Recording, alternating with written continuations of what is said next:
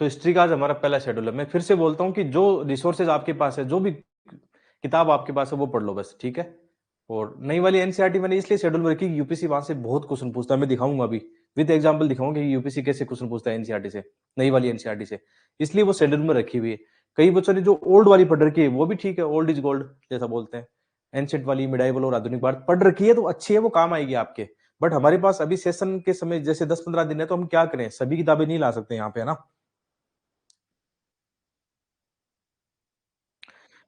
ठीक है, तो उसकी चिंता मत करो, जो आपके पास है पढ़ लीजिए। चलो स्टार्ट करते हैं। पहला ही क्वेश्चन इतना खतरनाक क्वेश्चन है इसका जवाब दो।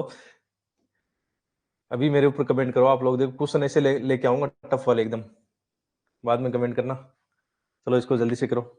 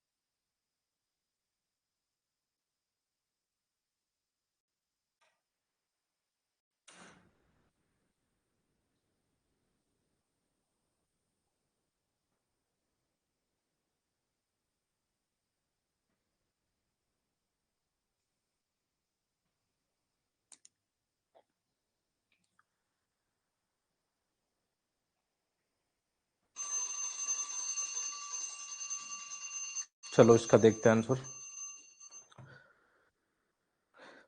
इसमें बच्चे फंस के, बहुत कम बच्चों का आंसर सही आंसर है इसका।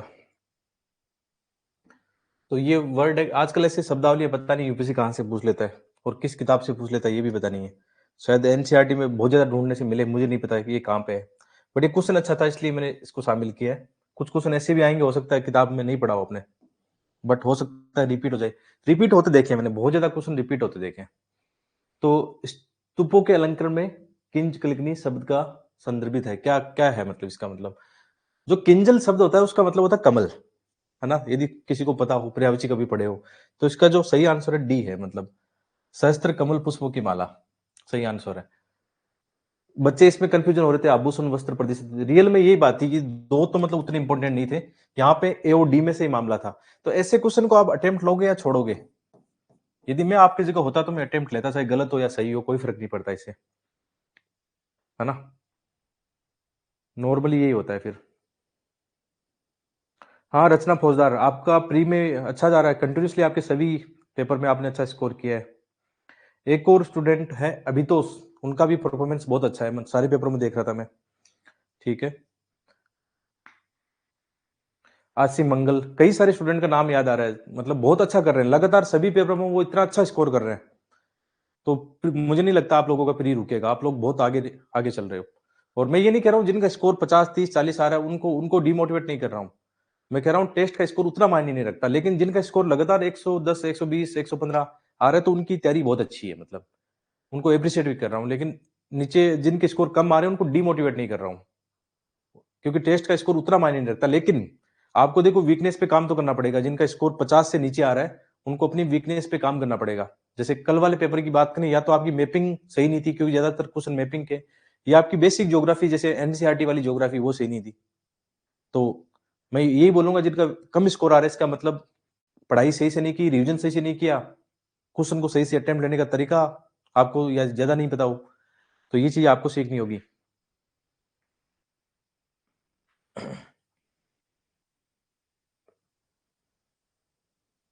प्रिया प्रजापति, यही तो लॉजिक नहीं है आप में, सीसेट फेल कर जाओगे ऐसे तो आप।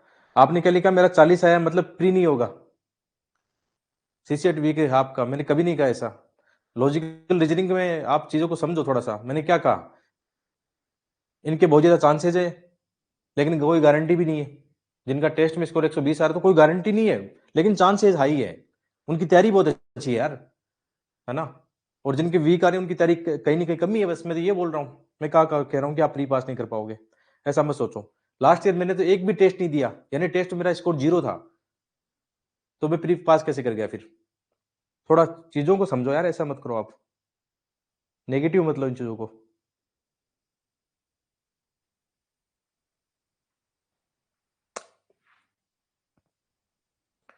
तो उससे फर्क नहीं पड़ता, अपनी वीकनेस पे काम करो, टेस्ट देके आपको यही सीखना है, वहां से रोना नहीं है इस बात को लेकर मेरा स्कोर कम आ रहा है, कम आ रहा है। ये देखो क्यों आ रहा है कम, इतना तो व्यक्ति को पता लग जाता है यार कि मेरा कम क्यों आ रहा है, या तो मैंने पढ़ाई नहीं की, या मैंने रिवीजन नहीं किया, या कुछ लोग मैं समझ नहीं पाया, है ना। ये हो सकता है। और एक और थोड़ी सी टेस्ट में कमी मैं मानता हूँ कि इसका इंग्लिश अनुवाद हम नहीं कर पाए। देखो अभी हमारे पास इतना टाइम नहीं था, हमने कितनी जल्दी ये सेशन अटेम्प्ट लॉन्च किए थे ना, तो हमारे पास ना टीम थी ना और कुछ था, और ये केवल हिंदी मीडियम के लिए लॉन्च कर पाए थे हम, इसलिए टेस्ट हमने हिंदी में रखे। अब इनका इंग्लिश अनुवाद कराने में इनमें बहुत ज्यादा टाइम टेकिंग है, तो मैं इतनी आशा करता हूँ कि आप हिंदी मीडियम के विद्यार्थी यहाँ पे आए हो, इतना तो समझ सकते हो जो हिंदी है मैंने हमने आपको दी है। तो कुछ क्वेश्चनों में एक दो को छोड़कर मुझे नहीं लगता है, कई लोगों ने कमेंट कर रखे थे कि इंग्लिश मीडियम की लाओ, ये लाओ। अभी इतना जितना समय था, मैंने पहले ही कहा था, मेन फोकस इस पे करो जो हम कर रहे हैं ना, बाकी ज्यादा चिंता मत करो उन चीजों पे। जो है बेस्ट है, मतलब जो मिला है वो बेस्ट मिला है, उस पे फोकस करो। तो ये ठीक है, एक फैक्ट था, इसको देख लेना इसका मतलब क्या होता है। और जब भी ऐसे क्वेश्चन आए तो ध्यान रखना, अटेम्प्ट लेना है उनको। नॉर्मली हम जानते हैं स्तूपों के अलंकरण, मतलब अलंकरण के लिए क्या होती है, मालाएं होती है या सजावट के लिए कुछ होता है ना, तो या तो किसका होगा, ऐसा होगा या ऐसा होगा, तो कर सकते हैं। बाकी आप लोगों को पता हो कि एनसीईआरटी में, तो कमेंट करना कि एनसीईआरटी में था क्या, मुझे उतना मिला नहीं है। ठीक है, इसका आराम से देख लो, कमल की माला है।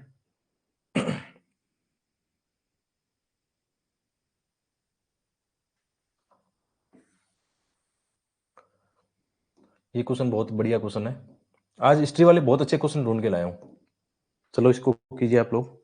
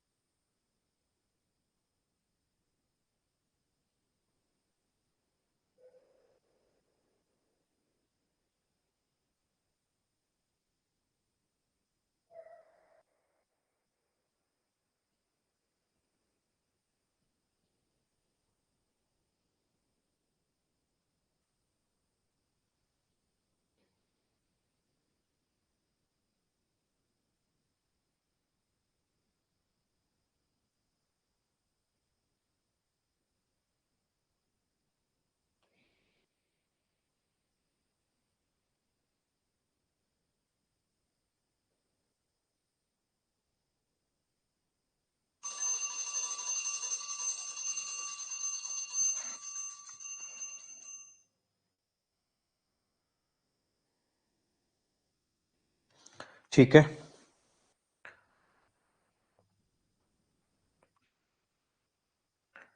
एक चीज और मैं आपको दिल से कहना चाहता हूँ, जैसे मैं आप लोगों के लिए भी स्लाइड्स इतना रिसर्च कर रहा हूँ ना, तो अंदर से बहुत कॉन्फिडेंस आ रहा है इस चीज को लेकर कि मैं जो बच्चों को करवा रहा हूँ वाकई वो बहुत अच्छा है।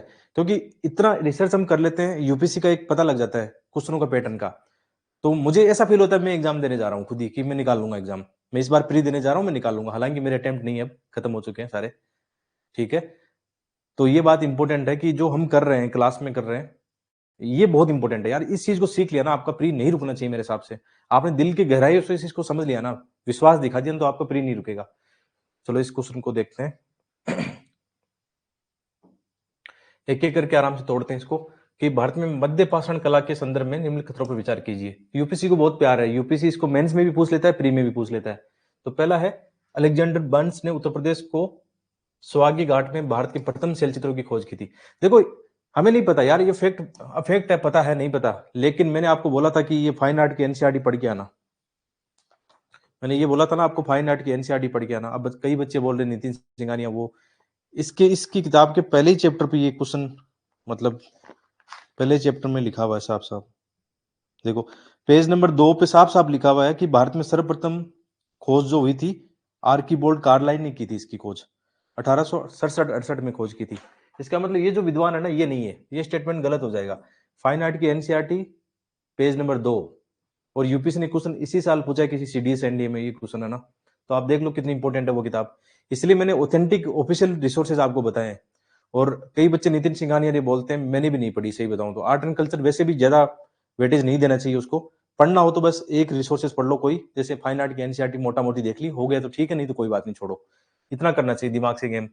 तो पहला वाला तो गलत हो गया, क्योंकि ये तो एनसीईआरटी में फैक्ट दिया हुआ है, जहाँ पे क्वेश्चन सही पूछा है ना, ये भी पढ़ लेना। तो 2 आपकी ये गलत हो गए। कौन सा वाला? पहला वाला। इसमें भी पहला वाला है, इसका मतलब दूसरा वाला सही है। आप फैक्ट पढ़ोगे, भीमबेटका सेल चित्रों की खोज, और वैसे भी ये इसी में दिया हुआ है, इसी पेज पे दिया हुआ है। आप देखोगे इसी एनसीईआरटी के उसी लाइन में ये दिया हुआ है, भीमबेटका वाली में, कि भीमबेटका की गुफाओं की खोज 1957-58 में डी.ए. वाकणकर द्वारा की गई थी, है ना? तो एनसीईआरटी की बिटवीन द लाइन यूपीएससी बहुत मजे लेता है। ठीक है, ये स्टेटमेंट सही है। अब तीसरा वाला देखना है, देखो इस क्वेश्चन को लेना है अटेम्प्ट। उड़ीसा की सेलकला में चित्र और उत्कीर्ण एक ही शिलाश्रय में विद्यमान नहीं है।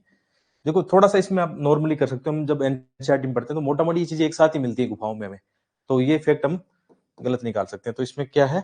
20 का सही आंसर है, केवल दो है, क्योंकि ये दोनों फैक्ट तो किताब में आपकी है। ठीक है,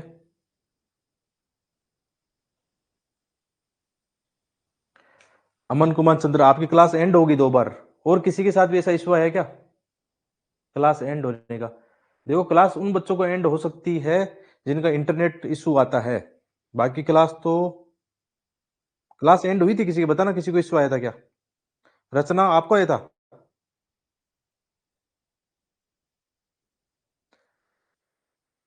केवल अमन आपके आया है ना? मतलब जिनकी क्लास लोग, वो इंटरनेट का इशू होता है थोड़ा, आप लोग देख लेना ना। और जिनकी क्लास डिस्टर्ब हो जाती है बाद में लाइव, वो देख लेना रिकॉर्डेड क्लासेस, कोई बात नहीं, किसी बच्चों को इशू नहीं है। तो ये बात समझ गए ना, ये इस क्वेश्चन को समझ गए ना? और क्वेश्चन कहाँ से है देखो, अपनी साफ साफ उसमें एनसीईआरटी में लिखा हुआ है, इसका मतलब आप लोगों को सही से पढ़ना चाहिए।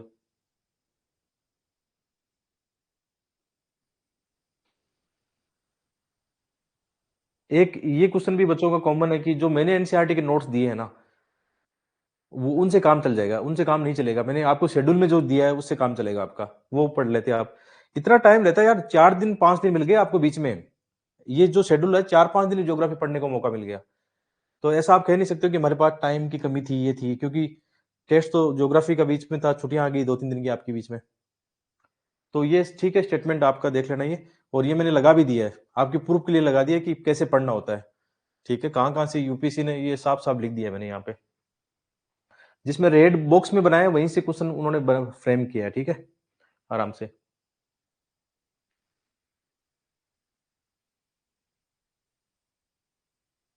नहीं, तीसरा फैक्ट मतलब गलत ही है वो, जो तीसरा फैक्ट है ना इसमें, कि उड़ीसा की सेल कला में पूछा उन्होंने, चित्र और उत्कीर्ण एक साथ विद्यमान नहीं है, उड़ीसा के लिए पूछा। उसमें फैक्ट आप पढ़ोगे तो ये फैक्ट वैसे भी मैंने चेक किया आंसर के में, ये नहीं था फैक्ट, केवल आंसर बी था इसका।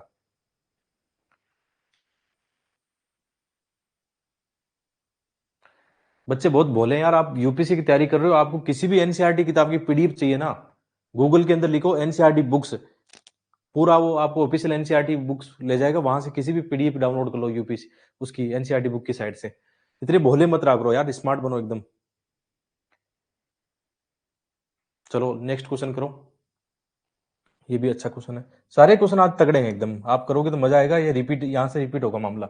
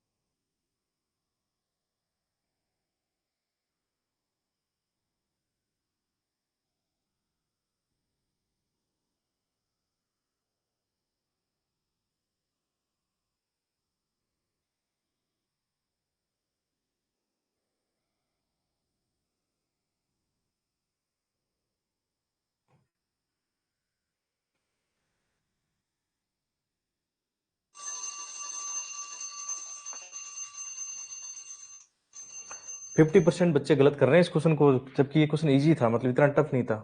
और देखो यूपीसी इनको क्यों पूछता है, हम जानते हैं ये हमारे लिए मतलब कितना इंपॉर्टेंट, जो भी राष्ट्रीय प्रतीक है हमारे लिए, वहां से क्वेश्चन वैसे भी बनता है, तो उनको तो वैसे भी हमें पढ़ना चाहिए। बाकी एनसीईआरटी जैसे कल आपको फाइन आर्ट का दिया था, उसके अंदर भी ये दिया हुआ था। तो ये सारनाथ वाला, इसकी विशेषता आपको पूरी पूरी पता होनी चाहिए। ठीक है, पहला क्या है, जो साफ्ट है स्तंभ जो है, लंबा सुंडाकार स्तंभ है, वो तो आपने देखा होगा। ठीक है, सही स्टेटमेंट है। दूसरा वाला क्या है, दीर्घ वृत्ताकार शीर्ष, ऊपर जो शीर्ष है उनकी बात कर रहा है। शीर्ष फलक अबेकस की बात कर रहा है, जो किसी भी प्रकार के उत्कीर्ण से रहित है। वहां बहुत सारी चीजें उत्कीर्णित की गई है। एक तो ये, एक वो दीर्घ वृत्ताकार नहीं है, वो वृत्ताकार ही है। तो ये फैक्ट आपको गलत निकालना था इसमें। वहां तो बहुत सारी चीजें, थोड़ा सा आप सोचते ना तो कर लेते इसको। और तीसरा वाला, शीर्ष फलक अबेकस में नीचे फैली हुई उल्टी कमल की जो पंखुड़ियां, उल्टा आकार, तो उसका है ही, ये सही है। तो 1 और 3 इसका सही है, 20 सही है ओनली। 1 और 3, सेकंड वाला गलत है इसमें। तो इसमें देखो थोड़ा सा सोचते ना, तो इसको, इसमें 2 फैक्ट थे। एक तो एक फैक्ट ये भी गलत था, वृत्ताकार होता है वो गोलाकार है, दीर्घ वृत्ताकार यानी अंडाकार टाइप का नहीं है वो गोलाकार ही है। दूसरा, उस पर बहुत सारी चीजें उकणित की है। हाँ, मतलब आकृतियां आप देखना पशुओं की क्या क्या उस पे है। ठीक है, ऐसा करना चाहिए बिल्कुल। तो ये आप नहीं पढ़ के आए थे ना, जो आपको सिलेबस दिया गया था, नहीं पढ़ के आए, और ये क्वेश्चन इसी साल के एग्जामों में घूम फिर के आए हैं। ठीक है, और आप इसके बारे में देख लेना। ये फाइन आर्ट के एनसीईआरटी का मैंने चिपका दिया आपके लिए ना। देखो उसकी बात करें यहाँ पर, अबेकस इसकी बात करें, उल्टा ये कमल जो है उसकी बात कर रहा था। इस पे कई सारी पशुओं की, इनकी आकृतियों की बात की गई है वहां पे। ठीक है, और इसमें साफ साफ लिखा हुआ है, इसमें गोलाकार वो कौन कौन सा प्रतिशत किया गया है, यहाँ पे भी इसमें लिखा हुआ है डिटेल। आप देखोगे फाइन आर्ट की एनसीईआरटी का, पूरी डिटेल आपको मिल जाएगी इस क्वेश्चन की आराम से। ठीक है, कोई बात नहीं, ऐसे लेकिन ऐसे क्वेश्चन आते हैं बहुत ज्यादा है, ध्यान रखना इस बात का।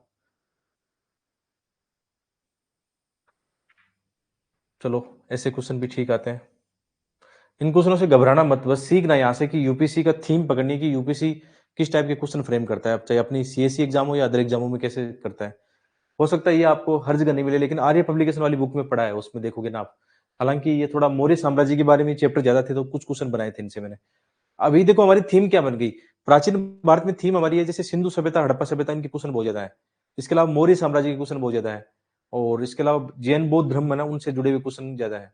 या जो विशेषकर भीमबेटका, ये जो आर्ट, गुहा स्थापत्य कला, ये जो है ना, इनके क्वेश्चन है। ये हमारी थीम है, मोटा मोटी 5 से थीम पकड़ के प्राचीन भारत को तैयार कर लो, आपका काम बन जाएगा। ठीक है, स्टार्ट करो इसको आप।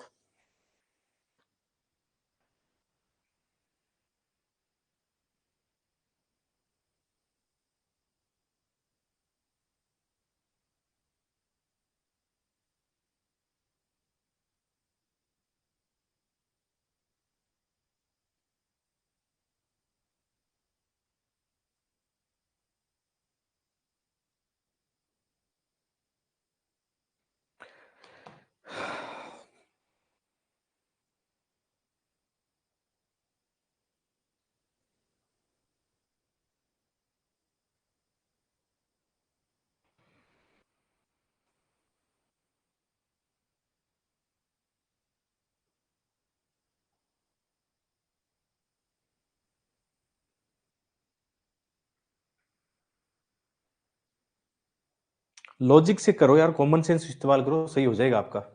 आप अभी भी लॉजिक इस्तेमाल नहीं कर रहे हो। देखो ना, यूपीएससी इतना भी नहीं चाहता कि आप लोग रट्टा मार के जाके आओ कि हर एक चीज आपको फैक्ट पता हो, लेकिन कुछ ना कुछ वो हिंट छोड़ता है आपके लिए। तो मौर्य साम्राज्य के कुछ पदों के बारे में बात करनी, कौन कौन के विभाग है, और उन युग्म को देखना, और क्वेश्चन पूछा है सही कौन से इनमें से, है ना, सही पूछा है। तो जैसे समाहर्ता है, समाहर्ता नॉर्मली नहीं पता होता है। इसका देखो एक फैक्ट आपके पास, यह है द्वारिक। यहाँ पे देखना, द्वार, द्वार लिखा हुआ है, द्वार यानी दरवाजा, महल। तो सेना प्रमुख कैसे हो सकता है इसमें, या तो दरवाजे की रक्षा करने वाला होगा, या महलों की प्रबंधन करने वाला होगा, ऐसा कुछ होगा। तो 2 तो आप निकाल सकते हो ना यार। ये तो मैं भी नॉर्मल हिस्ट्री ज्यादा नहीं जानता हूँ, लेकिन इतना तो निकाल सकता हूँ। इसका मतलब 3 4 सही है, 3 4 सही है। अब गेम 50-50 वाला है, तो क्वेश्चन अटेम्प्ट लेना है, डरना नहीं है। हाथ पाँव नहीं फूलनी चाहिए, अटेम्प्ट लेते इसमें लेना है तो लेना है, कॉन्फिडेंस दिखाओ थोड़ा सा। या तो सही होगा या गलत होगा, ज्यादा चांसेस सही होने के होंगे यदि आप लॉजिक से कर रहे हो। तो 3 4 सही है, अपन को ज्यादा पढ़ना ही नहीं है। पहला समाहर्ता, समाहर्त्री, हरण, हरता, करता। तो ये ठीक है इसका फैक्ट। वैसे इसको भी देख सकते थे थोड़ा सा कुछ लॉजिक बैठा के, है ना। तो इसका बी आंसर इसका सी आंसर है। तो ऐसे ही सिखाना चाहता हूँ कि डरो मत, ऐसे तो बहुत सारे क्वेश्चन बाउंस कर जाएंगे। आप मुश्किल से 25 30 क्वेश्चन अटेम्प्ट लोगे, आप लॉजिक नहीं लगाओगे तो।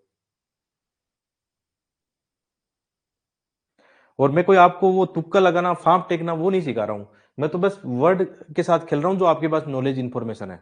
मैं ऐसा नहीं कह रहा हूँ कि आँख बंद करके जाना वहाँ, मैं जो बता रहा हूँ करके आना, नहीं होगा फ्री ऐसे। फ्री होगा, थोड़ी पढ़ाई करोगे, लॉजिक चीज़ें समझोगे, इन्फॉर्मेशन को अप्लाई करना सीखोगे, तभी फ्री होगा।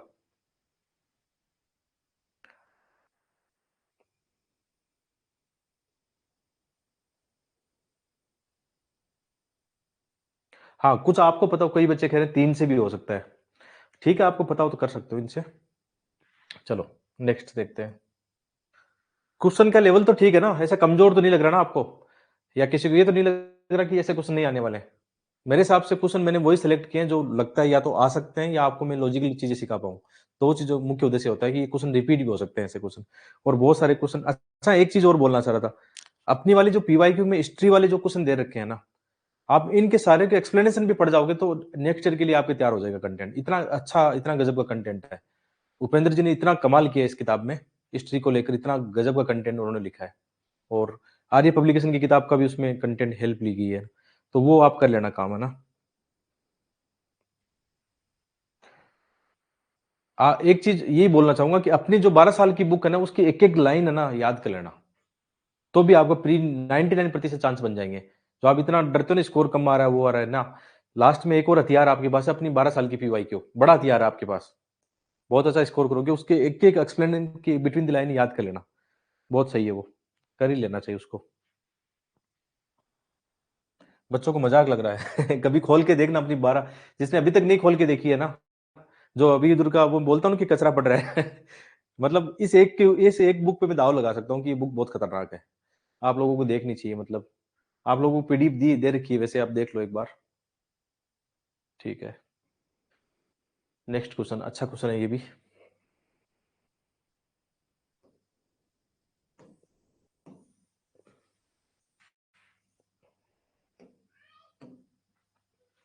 चलो करो इसको।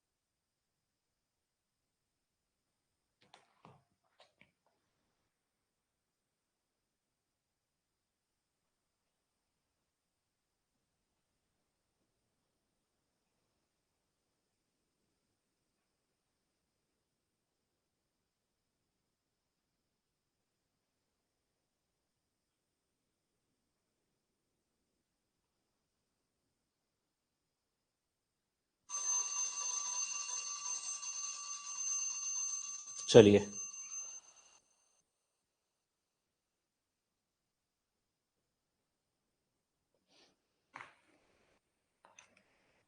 तो ये भी एक फैक्ट की तरह ही है, उसमें कुछ आपको समझ में आ रहा हो तो। अंतरीय एक परिधान की बात कर रहे हैं, तो ये कन्फ्यूजन वाला है, शरीर पर ओढ़ा जाने वाला बिना सिला हुआ कपड़ा। इसका जो आंसर है, सही आंसर ए है। तो ये भी अपने लॉजिक में था कि हाँ, कोई कपड़ा तो है जिसको सीधा पहनना है। अंतरीय हो सकता है, एक सिला हुआ परिधान जिसमें आस्तीन वाला अंग रखा होता है, ये भी कन्फ्यूज़ कर सकता है। इसमें थोड़ा कन्फ्यूजन ज़्यादा है। विशेष रूप से महिलाओं द्वारा सिर पर आवरण ये थोड़ा कम था। लॉजिक से थोड़ा-सा शब्दों के हिसाब से खेलें तो सिर पर ओढ़े जाने वाला कम होता है। अंतरिया यानी थोड़ा पूरा ही आ जाता है मतलब। तो इसमें कन्फ्यूजन वाले 2 लग रहा है मामला। कपड़े की पट्टियों को एक साथ सिलकर ये, इनमें आप 2 को तो एलिमिनेट कर सकते हो। इनमें से थोड़ा-सा गेम खेल सकते हो। पढ़ा हो तो कर सकते हो, लेकिन ऐसे क्वेश्चन यूपीएससी पूछ रहा है। आप देखो हिस्ट्री के अंदर ऐसे शब्दावलियाँ पूछ रहा है बहुत। अपने सीएससी में ऐसे क्वेश्चन बहुत ज़्यादा आए हैं। तो बिल्कुल ये ऐसे क्वेश्चन काम आएँगे आपके।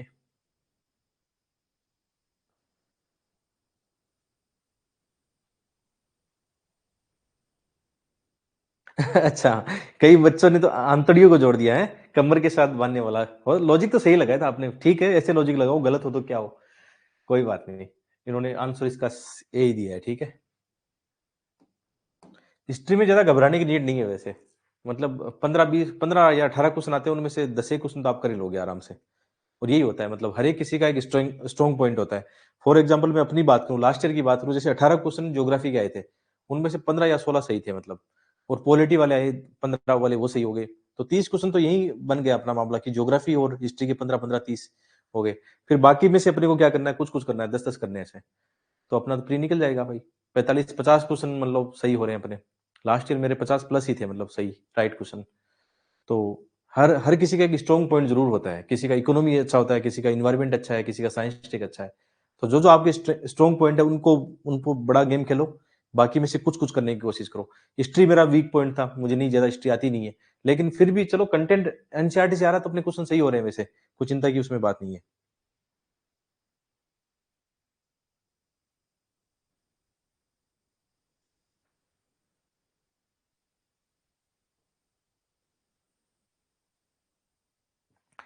टेस्ट में नंबर कम क्यों आते हैं? क्योंकि उसमें थोड़े फैक्ट होते हैं, इतनी यूपीएससी लेवल के क्वेश्चन उसमें बनाए नहीं जाते हैं, इसीलिए उसमें लॉजिक कम लगते हैं, तो नंबर भी कम आते हैं फिर।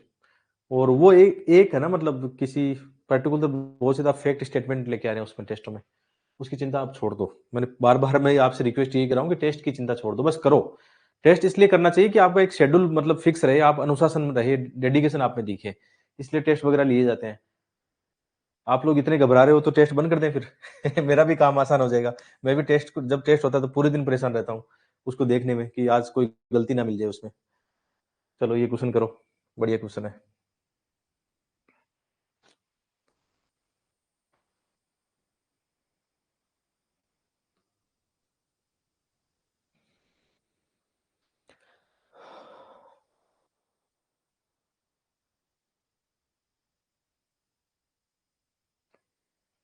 ये किसी क्वेश्चन किसी ने गलत किया ना तो अच्छी बात नहीं होगी, क्लास से बाहर निकालूंगा आज मैं। लॉजिक है पूरा एकदम इसके अंदर।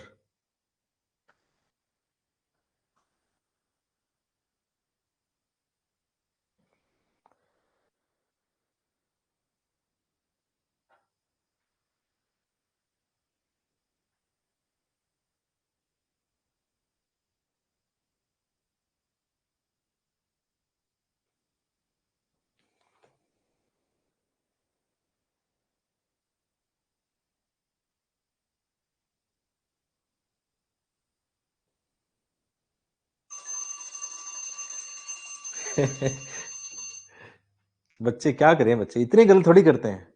और इवन यहाँ नाम ले लूंगा कि जो बच्चे शाहरुख की पूंछड़ी बनते हैं जिनके अच्छा स्कोर आता है वो भी गलत कर रहे हैं।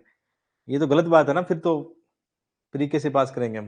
देखो बहुत सिंपल चीज है इसमें, मतलब ये क्वेश्चन मेरे सामने अभी आता, मैंने नहीं देखा होता आंसर इसका, तो भी मैं इसका आंसर सही निकालता। कैसे निकालता कि भारत में लगभग 6ठी शताब्दी ईस्वा पूर्व की बात चल रही है, शहरी केंद्रों के उद्भव के बारे में निम्न खतरों पर विचार कीजिए। जैसे महाजनपद काल से लेकर उस समय हुआ था ना, भारत के अंदर प्रथम नगरीय क्रांति कब आई थी?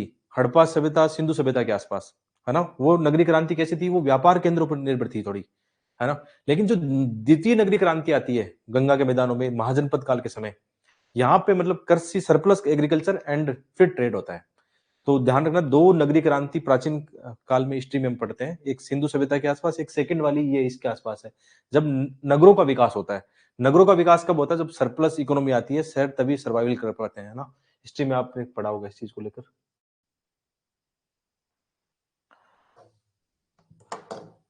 ठीक है, तो ये फैक्ट है। अभी इसको देखो निकालते हैं। नगरों की बात चल रही है, शहरी केंद्रों की बात चल रही है, बाकी सब भूल जाओ। उन सभी का विकास महाजनपदों की राजधानियों के दूर हुआ। दो चीजें इसमें, आप लोगों ने, कई लोगों ने ऐसा किया होगा, ऑल ऑफ देम, ऑल देखते ही दिमाग खराब कर लेते हो, आप कोड लगाते हो, ऐसा नहीं करना है। देखो इसमें इसमें ये फैक्ट काम करेगा। ये कह रहा है कि इसमें सभी नगर जो होते हैं ना, महाजनपद की राजधानी से दूर होते हैं, सभी नगर। तो ये ऐसे गलत हो गया, सभी नगर कैसे हो सकते हैं? मतलब कुछ नगर, एक नगर तो उनकी राजधानियों में हो गई। और यदि हम हिस्ट्री पढ़ते हैं, आपने महाजनपद काल पढ़ा, तो मोस्ट ऑफ नगरों का विकास इनकी राजधानियों में हुआ है। उनकी राजधानी ही तो बड़े नगर बने हैं ना। तो इसमें आप ऐसा गलत मत निकालना कि सभी, ये नॉलेज से निकालना कि कुछ सोचना, थिंकिंग करना कि सारे नगर दूर कैसे हो सकते हैं, है ना। तो ये होता है, तो ये फैक्ट गलत हो गया ना फिर तो। ये तो गलत हो गया, उन सभी का विकास महाजनपदों की राजधानी से दूर हुआ। तो इसके अलावा हाँ ये बात सही है, अधिकांश नगर जैसे आप देखोगे उस समय महाजनपद काल उनमें नगरों में आवागमन के साधन है, नदी मार्ग हो गया या व्यापार के जो मार्ग है उन पर, ये तो कॉमन फैक्ट है एकदम। इनमें से अनेक वाणिज्यिक सांस्कृतिक, देखो इसने ऐसा कभी नहीं लिखा इसमें से सभी, इसने लिखा अनेक, कुछ नगर, मतलब ज्यादातर नगर क्या है, इस गतिविधियों के बड़े केंद्र थे, सही बात है। तो 2 इसमें फैक्ट सही है, बी इसका आंसर है। अब बताओ ऐसा क्वेश्चन गलत क्यों कर रहे हो आप? ये मुझे समझ में नहीं आ रहा है। इसमें क्या मतलब थिंकिंग, नेगेटिव थिंकिंग की आप लोगों ने? तार्किक चीजों की पर बात कर रहे हैं ना। देखो पहला वाला तार्किक चीज से हम गलत निकाल रहे हैं, और आप पढ़ के भी आए हो। कल का जो आपको दिया आप पढ़ के, इतनी आशा करता हूं आप लोग पढ़ के आए हो। देखो ठीक है, अधिकांश लोगों का ये सही हुआ है, लॉजिक लगाया उन्होंने और खुशी भी मिली उनको। और बाकी इसको चेक करना चाहिए तो कल की जो अपनी एनसीईआरटी 12th क्लास वाली एनसीईआरटी है, उसका चैप्टर 2 है, उसके अंदर ये साफ साफ लिखा हुआ था कि उपमहाद्वीप के, देखो कहां से यूपी से ने लिया इसको, इसको देखना आप, यहीं से देखना इसको, जहां पे नगर और व्यापार लिखा है। आइए उन नगरों की बात करें जिनका विकास 6वीं ईस्वी से शुरू हुआ है, 6वीं ईसा पूर्व है। यूपी से ने यहीं से क्वेश्चन फ्रेम कर दिया। क्या लिखा है कि उपमहाद्वीप के विभिन्न क्षेत्रों में हुआ है, जैसा कि हमने पढ़ा है कि इनमें से अधिकांश नगर महाजनपदों की राजधानी थे। फैक्ट क्या था? राजधानी से दूर थे। प्राय सभी नगर संचार के मार्गों यानी वही आगमन के साधनों के किनारे बसे थे। सेकंड फैक्ट, पाटलिपुत्र जैसे कुछ नगर नदी मार्ग के किनारे भी थे। उज्जैन अन्य नगर भूतल मार्गों के किनारे थे। इसके अलावा पुहार जैसे नगर समुद्र तट पे भी थे, जहां से समुद्री मार्ग प्रारंभ हुआ। मथुरा जैसे अनेक नगर व्यवसायिक, सामाजिक, राजनीतिक गतिविधि के केंद्र थे। अब आप एनसीईआरटी को मानोगे नहीं मानोगे यूपीसी एसजेटी उठा के लो भाई पकड़ो, ऐसे होता है काम। तभी मैंने वही काम दिया कि यार ये पढ़ लो, मतलब अब यूपीसी वहीं से पूछ रहा है तो हम भी वहीं से पढ़ेंगे तो अपना काम बन जाएगा। ठीक है। और मैंने कितने क्वेश्चन आपको दिखाए हैं ऐसे क्वेश्चन की यूपीसी एकदम लाइन उठा के आपको दे रहा है। आज वाले कितने क्वेश्चन फ्रेम में आ गए अपने?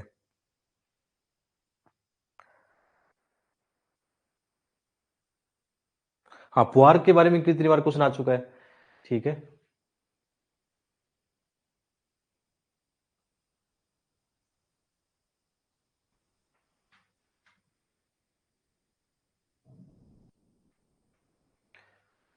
चलो ये क्वेश्चन देखते हैं।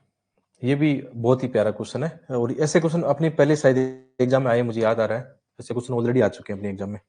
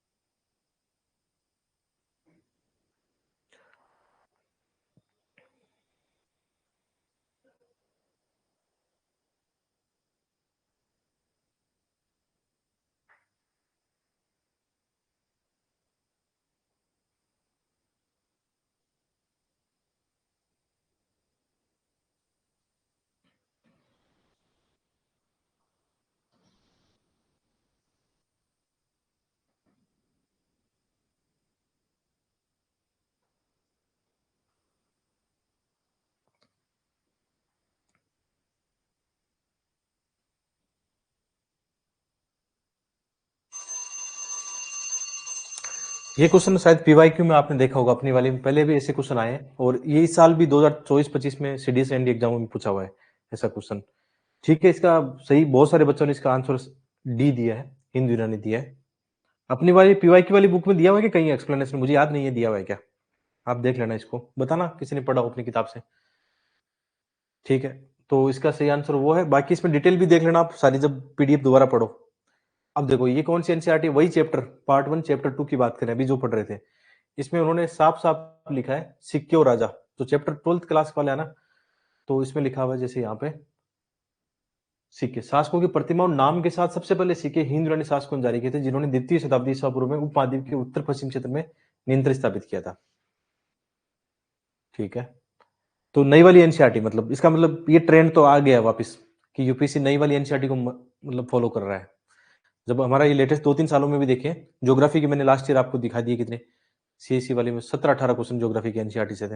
हिस्ट्री वाले भी आज से नहीं, पिछले 4-5 साल से मैं ट्रेंड देख रहा हूँ, हिस्ट्री की एनसीईआरटी से नई वाली एनसीईआरटी से क्वेश्चन फ्रेम होने लगे हैं।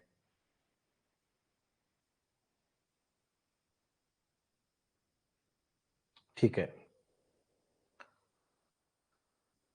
कितने बच्चे कल पढ़ के आए थे? ये 6वीं वाली और 12वीं वाली एनसीईआरटी है, कितने बच्चों ने पढ़ाई की थी इसकी? कितने बच्चों ने चैप्टर पढ़े थे? और पढ़ते समय आप लोगों को भी पता लग जाता है कि कौन सी चीजें इंपॉर्टेंट है, कौन सी नहीं है, मोटा मोटी है ना, पता लग जाता है। और यार ये नई वाली एनसीईआरटी इतनी बड़ी नहीं है, छोटी तो है बहुत ही।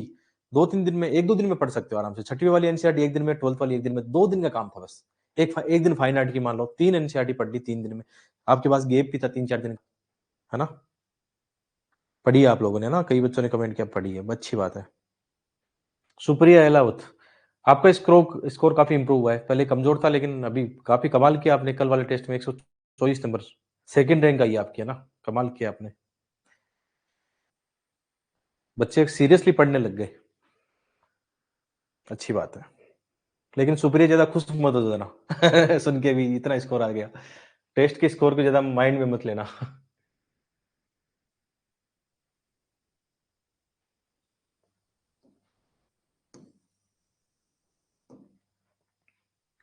चलो करो इसको, ये भी बहुत ही प्यारा क्वेश्चन है, लॉजिक है एकदम, करो इसमें। दिख रहा है ना साहब? इंग्लिश वाले में नहीं दिख रहा, क्या करें इसका अब? हिंदी पढ़ लो बस।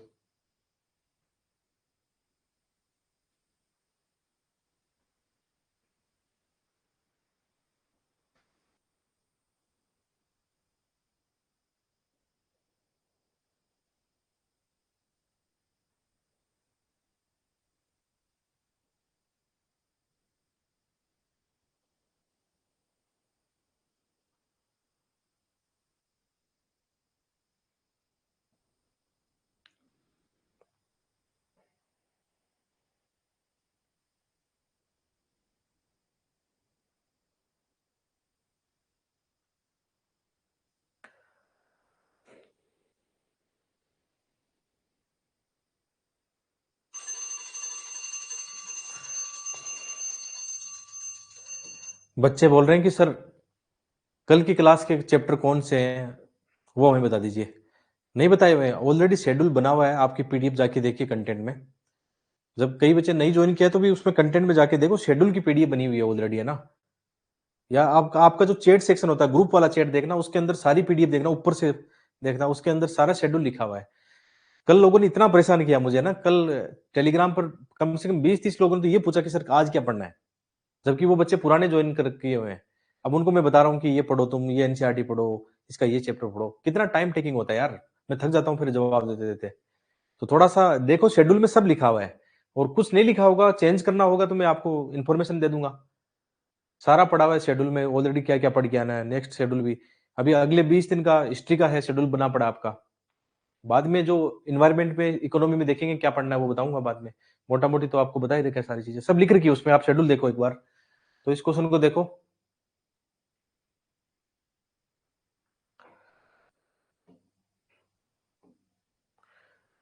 मौर्य राज्य और वनवासियों के संबंध की उसमें बात करनी है, कथनों पे विचार करना है। ये कह रहा है कि वनवासियों को नए प्रकार के राजनीतिक और आर्थिक प्रभुत्व का सामना करना पड़ा, और उन्हें अधनिष्ठ बनाने और आत्मसात करने की आवश्यकता के परिणाम स्वरूप इन लोगों को शाही क्षेत्र में शामिल नहीं करने के पहले के रवैये का बदलाव आया। नॉर्मली हम जानते हैं कि जैसे उस समय तो राजतंत्र था, तो वनवासियों को भी कहीं न कहीं थोड़ा-सा समस्या फेस करनी पड़ी। और वैसे भी जो मगध साम्राज्य या और साम्राज्य है, वनों से क्या कर रहे थे? उनको बहुत सारा संसाधन चाहिए थे, चाहे खनिज संसाधन हो या पेड़ हो या हाथी हो, कुछ भी हो, है ना? तो ये फैक्ट मतलब सही फैक्ट है, नॉर्मल फैक्ट भी है, आप लॉजिक लगाओगे तो। सेकंड वन, राज्य ने मान्यता दी कि वन उपज पर वनवासियों का एकाधिकार होगा। राज्य क्यों देगा भाई? यदि ऐसा एकाधिकार होगा तो फिर तो राज्य कैसे सर्वाइव कर पाएगा? कुछ ना कुछ तो उसमें होगा ना, एकाधिकार तो कैसे हो सकता है? ये फैक्ट आपको गलत निकालना चाहिए, कॉमन सेंस से, ठीक है? राज्य वनों के संरक्षण के लिए चिंतित था और इस उद्देश्य से वनों को जलाए जाने पर प्रतिबंध लगा दिया गया था। ये थोड़ा एक फैक्ट है जो नॉर्मल आधुनिक सोच तो है, लेकिन उस समय थी या नहीं थी, इसमें हम कंफ्यूजन कर सकते हैं। अगला वाला, हालांकि इसमें युग्म वाला भी, ये भी खतरनाक क्वेश्चन है कि अब कौन सा सही है। चलो हमने एक तो निकाल लिया ना सही, और एक हमने गलत निकाल दिया, तो चार तो नहीं होगा ना? एक ऑप्शन तो कटा अपना। वनवासियों को राज्य की सेवा में लगाया जा सकता था, ये फैक्ट है, क्योंकि उनके पास कई सारे रिसोर्सेज थे, गुप्तचर प्रणाली या उनके वनों में रहने की जो कला है, या बहुत सारे उनके गुणों को इस्तेमाल कर सकते थे, और उसमें लिखा भी है। जो छठवीं वाली एनसीईआरटी है, 7वां चैप्टर उसका, अशोक वाला चैप्टर है, अशोक सम्राट वाला चैप्टर है, उसके अंदर कुछ कुछ चीजें इसके बारे में लिखी गई है। ज्यादा फैक्ट नहीं लिखा है, सारे फैक्ट नहीं है, लेकिन कुछ तो है। तो ये भी सही है, इसका मतलब एक भी गलत हो जाएगा, और तीन भी गलत हो, तीन गलत हो सकता है क्या? अभी तीन और दो में से बचेगा मामला, बी और सी में से, या तो दो या तीन। और जो उन्होंने गूगल में जो मैंने आंसर देखा है उसके हिसाब से सी आंसर इसका निकल के है, ठीक है? जो भी आंसर मुझे मिला है, मतलब तीन फैक्ट हो गए।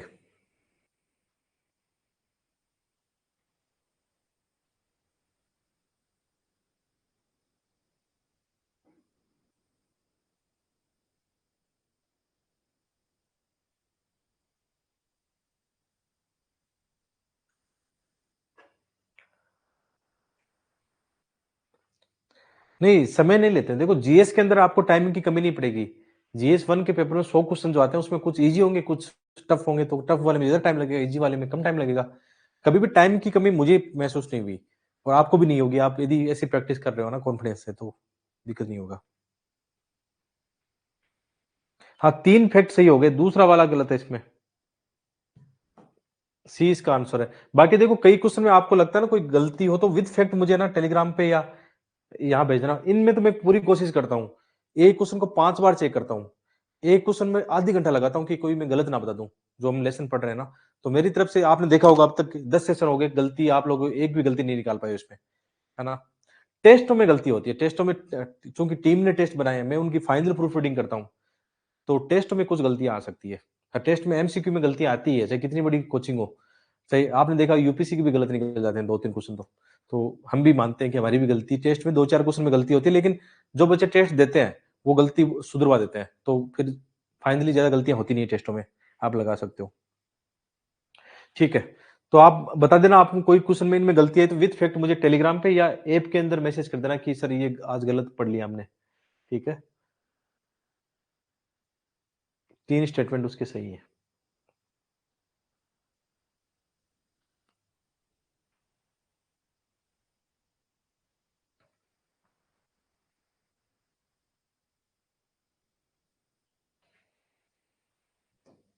चलो ये क्वेश्चन भी करना, कभी-कभी फैक्ट वाले भी आ जाते हैं।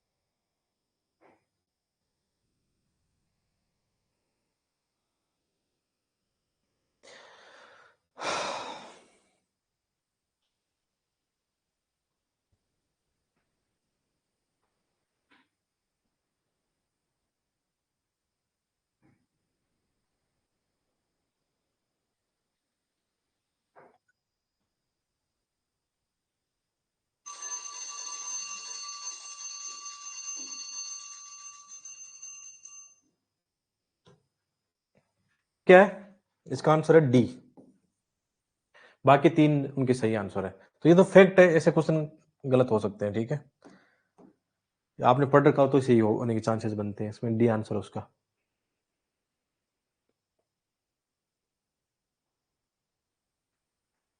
बढ़िया, कई बच्चों ने सही आंसर दिया इसको।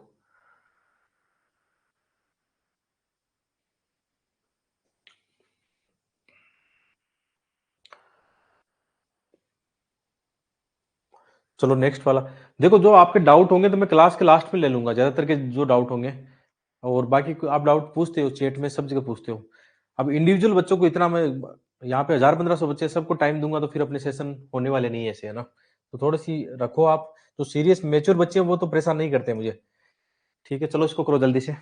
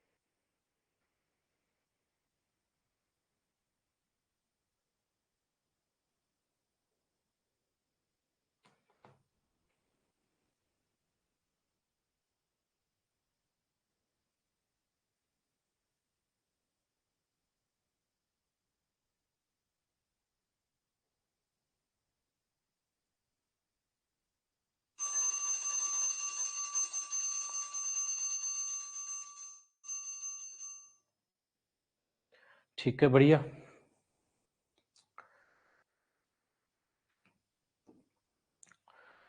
इसमें लॉजिक सही लगाया है बच्चों ने, ठीक-ठाक लॉजिक लगाया है।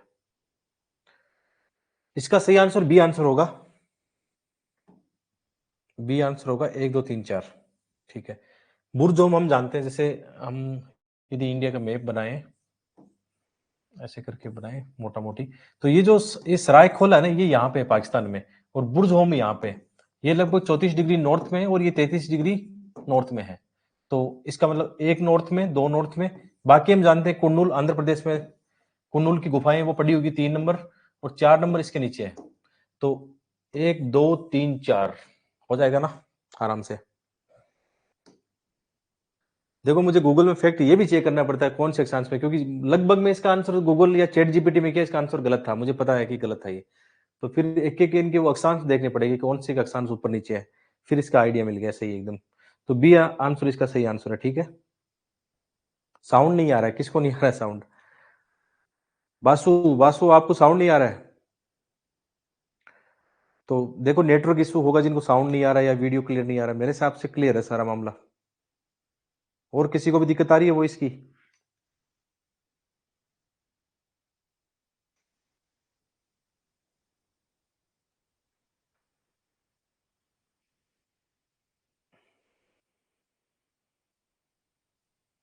ठीक है, ऑल क्लियर है ना? बुर्ज होम, सराय खोला, कुरनूल, ये देख लेना। और ये लगभग अपनी एनसीईआरटी के अंदर, अच्छा एक ध्यान रखना, जो नई वाली एनसीईआरटी में मैप बने हुए हैं ना, उनको जरूर देख लेना। जैसे ये मैप देखना आप, लास्ट ईयर 2024 के एग्जाम में जो क्वेश्चन आया था, 2024 प्री में, देखो ये क्वेश्चन आया था इनाम गांव वाला, ये क्वेश्चन आ गया था। इसमें बुर्ज होम कहाँ पे है? यहाँ पे। जो दूसरी लोकेशन थी वो इस तरफ थी, मतलब बाकी इसमें कुंडुल की गुफाएं यहाँ पे है। सारी तो नहीं मिलेगी, लेकिन कुछ कुछ जो हमें चाहिए वो मिल जाती है। भीमबेट का भी हमने पढ़ा यहाँ पे है। हलूर, सारी देखना आप, ये मैप के अंदर कुछ भी लिखा है उनकी आदि चलनूर, ये सारा देख के चल जाना है आपको। कौन सा पुरापाषाण काल है, कौन सा महापाषाण का है, कौन सा आरंभिक गांव है। ठीक है, चिरांद गांव यहाँ पे है, कोल्डी हवा, महागढ़ा, दाउजली हेडिंग, ये सारे मैपिंग ये आपको करने का होता है, घर पे बैठ के प्रैक्टिस करने का होता है इनको।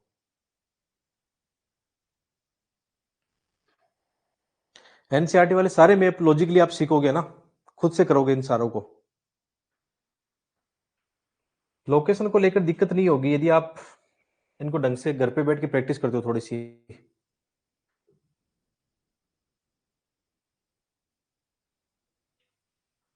ये क्वेश्चन भी लॉजिक वाला है भाई, थोड़ा इंग्लिश वर्जन भी देख लेना। आपको हिंट दे दिया है मैंने अब इस क्वेश्चन में।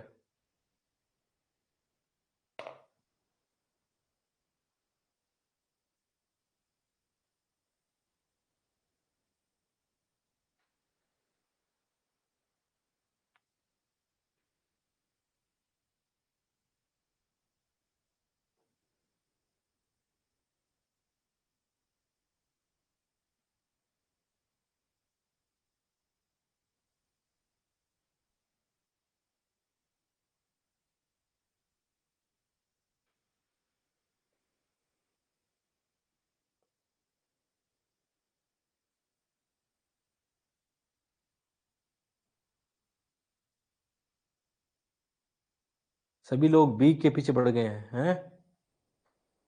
क्या बात है।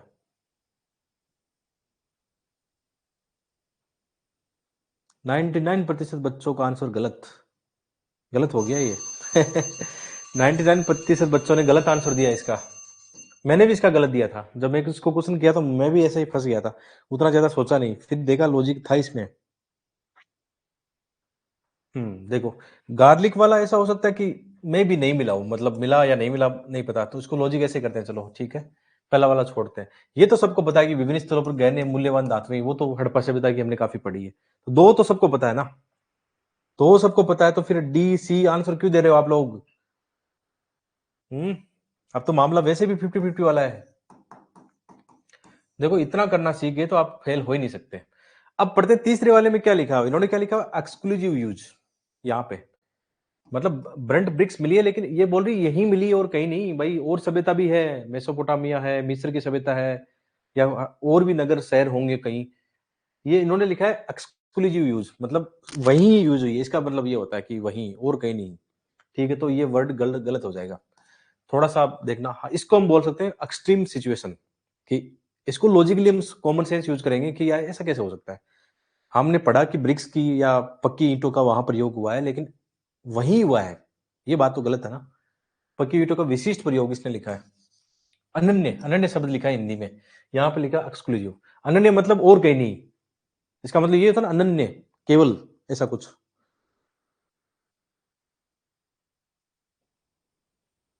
हाँ, तो ये वाला फैक्ट गलत था, तो यहाँ पे 3 गलत हो गया, 3 यहाँ पे भी गलत था, आंसर आपका निकल गया आगे ए। अब बताओ इसमें क्या दिक्कत थी आपको? लॉजिक नहीं था इसमें, इंग्लिश वाला मैंने बोला था इंग्लिश पढ़ लेना, थोड़ा-सा कन्फ्यूजन जहाँ पे भी हो। मैंने भी इंग्लिश नहीं पढ़ा, हिंदी वाले के हिसाब से मैंने भी सोचा यार लहसुन नहीं होगा, लहसुन तो उतना पढ़ा भी नहीं है, लेकिन उसका साग से है लहसुन का, मिला है वो उसमें।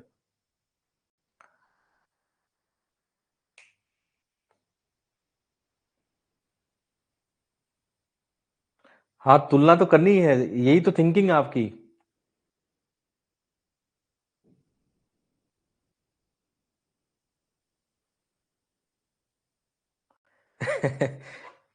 कई बच्चों ने इतने कॉन्फिडेंस से आंसर दिया था हाँ, कि 1 निकाल दिया फिर आंसर निकल के आ गया है, ऐसे? नहीं, ध्यान रखो और इंग्लिश वर्ज़न देखना ही है मतलब नो डाउट है ना, वहाँ यूपीएससी में ध्यान रखना इंग्लिश वर्ज़न देखना, उससे आपका आधा काम हो जाएगा कई क्वेश्चनों में। कई क्वेश्चन तो जो इंग्लिश की शब्दावली है उससे फॉर्म में सही हो जाएगा। ये आज का आपका ज्ञान है कि इंग्लिश का मुझे देखना ही है। जहाँ फँसो इंग्लिश का वर्ज़न ज़रूर देखना है, ठीक है? और मुझे भी लगा कि वो टेस्ट सीरीज़ दोनों मीडियम में होनी चाहिए थी, लेकिन समय के अभाव में नहीं कर पाए। जितना पॉसिबल था हम कर पाए। इंग्लिश में होनी चाहिए थी टेस्ट सीरीज़, मैं मानता हूँ इस बात को, लेकिन इस साल छोड़ दो। आप लोग निकल निकल जाओ यहाँ से, नीड नहीं पड़ेगी आपको। और इनकी गारंटी देता हूँ, ये जो सेशन अपने 25 या 30 कितने सेशन होंगे, प्री तो यहीं से निकलेगा आपका। यदि ईमानदारी से, दिल से आप तैयारी करते हो मेरे साथ-साथ जो मैंने आपको बोला है कि ये पढ़ के आना है, ये काम करना है, ये किताब पढ़नी है, आके एमसीक्यू लगाने हैं, टेस्ट लगाने हैं, नहीं रुकेगा प्री देख लेना। सारों का प्री निकलेगा, यदि ऐसा कर लेते हो आप। सीसीएट ज़रूर सँभाल लेना। ठीक है, तो इसमें लिखा हुआ है देखो इसमें लहसुन का प्राचीनतम साक्ष्य यहाँ मिला है। हड़प्पा सभ्यता में लहसुन के पुराने साक्ष्य हरियाणा के कैथल जिले में वहाँ पे मतलब मिले हैं साक्ष्य। और इसके अलावा जो पक्की हुई ईंटों का विशिष्ट प्रयोग अनन्य विशेषता ये रॉन्ग स्टेटमेंट है। अनन्य नहीं, यद्यपि हड़प्पा सभ्यता में पक्की हुई ईंटों का प्रयोग बहुत बड़े पैमाने पर किया जाता था, लेकिन ऐसा करने वाली वो एकमात्र सभ्यता नहीं थी। अन्य सभ्यता जैसे कि मेसोपोटामिया, मिस्र ने भी ऐसा काम किया है। वो स्टेटमेंट गलत हो जाएगा। और ये ना जैसे मैं गूगल और चैट जीपीटी में डाल रहा था, वहाँ पे तो आंसर अलग आ रहा था, उनका गलत आंसर आ रहा था रियल में। लेकिन लकीली मुझे इसकी ऑफिशियल आंसर की मिल गई। तो ऑफिशियल आंसर की से फिर इनको मैच कराया, अदरवाइज़ मैं गलत कर बैठता आज इनको। तो जहाँ-जहाँ मुझे बहुत ज़्यादा कन्फ्यूजन होता है तो ऑफिशियल आंसर की लकीली मिल जाती है, कईयों की नहीं मिलती, कई की मिल जाती है। चलो ये क्वेश्चन भी बहुत ही प्यारा है। बच्चे बोलेंगे सर अपनी पढ़ाई कितनी करते हैं? पढ़ाई नहीं करें, मैं विश्वास दिला रहा हूँ आपको। ठीक है, क्वेश्चन नंबर 12 करो जल्दी से।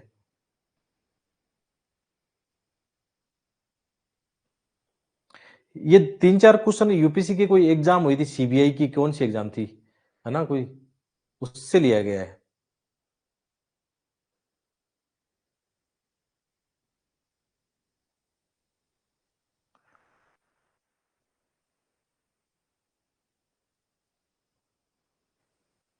लेकिन वो एग्जाम यूपीएससी ने ली है। मैं यूपीएससी की वेबसाइट से उठाता हूँ ये।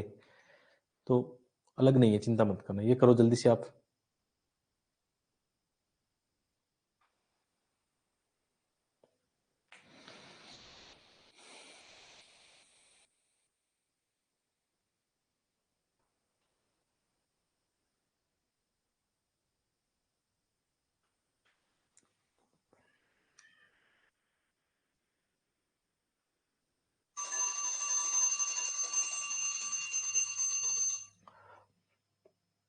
चलो, इसमें देखो आपने ये लास्ट चैप्टर देखा है ना, ये थोड़ा उससे जुड़ा हुआ है। मतलब अपनी जो डांस करते हैं ना, आपने शास्त्रीय नृत्य में देखा या लोक नृत्य में देखा होगा। लास्ट से डांस का एक प्रकार आपने देखा होगा। डांस की वो भंगिमा ऐसा कुछ है। इसका जो सही आंसर है एक लोक नृत्य से ली है ना। इसमें कन्फ्यूजन हो सकता है कि क्योंकि लास्ट से बहुत सारे बच्चों को पता है कि शास्त्रीय नृत्य कला या एक लोक नृत्य से ली है, लेकिन ये उसका पार्ट था, लोक नृत्य से लिखा है।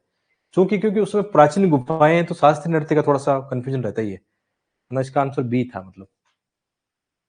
ऐसे क्वेश्चन यूपीएससी में शायद ये भी आया होगा मुझे लगता है जहाँ तक। वो यूपीएससी पूछ भी लेता है, इनको लेकर।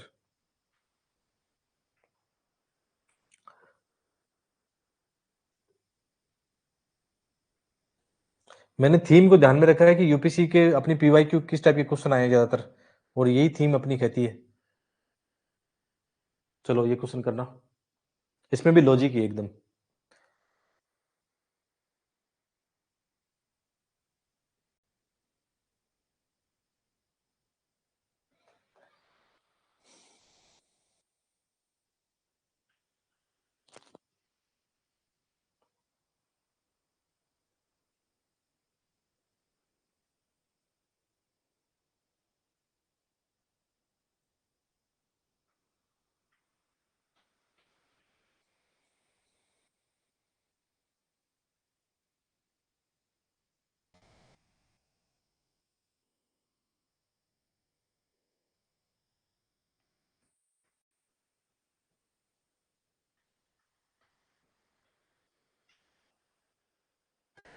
क्या बात है!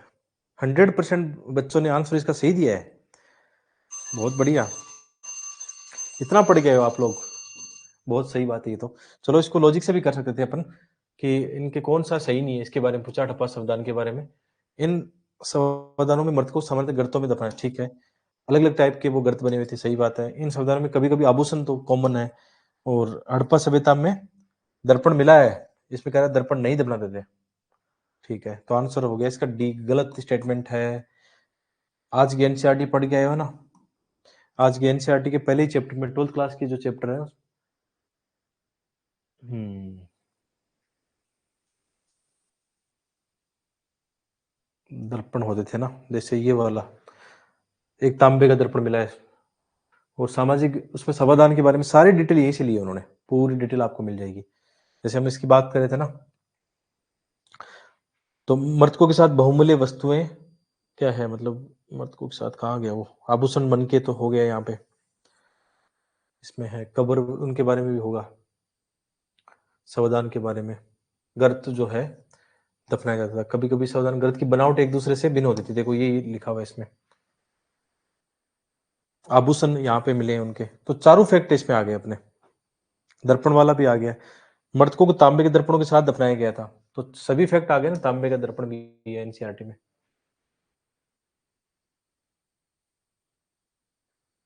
हाँ, देखो ये क्वेश्चन तो यार किताबों से, नई वाली एनसीईआरटी से है। ये जो मैंने पेपर लिए ये 2 साल के पेपर लिए, 23 24 25, हाँ 24 25 के एग्जामों के क्वेश्चन है, जो यूपीएससी के अलावा इन एग्जामों में क्वेश्चन आए हैं। और यूपीएससी के देखो क्वेश्चन पैटर्न सेम होता है लगभग एग्जामों का, एनडीए सीडीएस इनका कोई अलग नहीं होता है, वो क्वेश्चन एक दूसरे में रिपीट होते रहते हैं।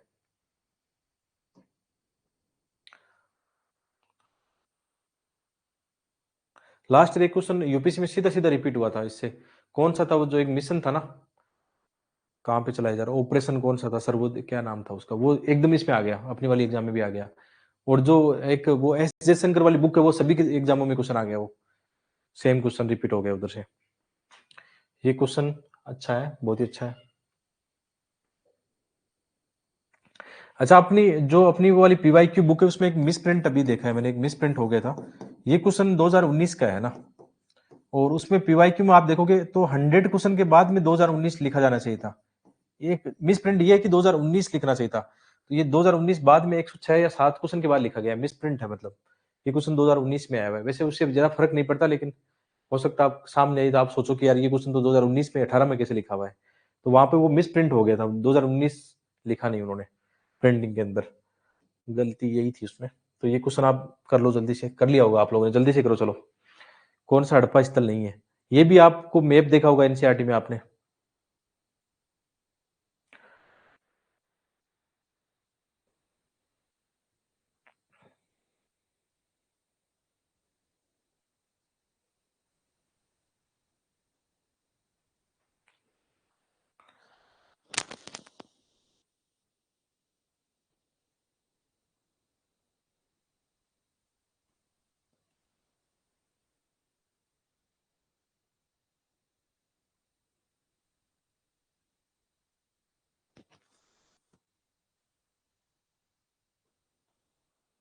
ठीक है, तो ये तो इजी था, तो अपनी पीवाई की किताब में भी देखा होगा अपनी, 2019 में आया था, तो इसका सही आंसर था सी, सोगरा। ये मतलब वो सभ्यता, हड़प्पा सभ्यता स्थल नहीं है। ठीक है, तो आप है ना जब भी एनसीईआरटी पढ़ो तो वो मैप जरूर देखना कि कौन से स्थल है, कौन से स्थल उसके नहीं है। कोई स्थल एक मौर्य साम्राज्य का इनका पूछ लेगा, जैसे इसमें दिया गया था सोगरा वाला।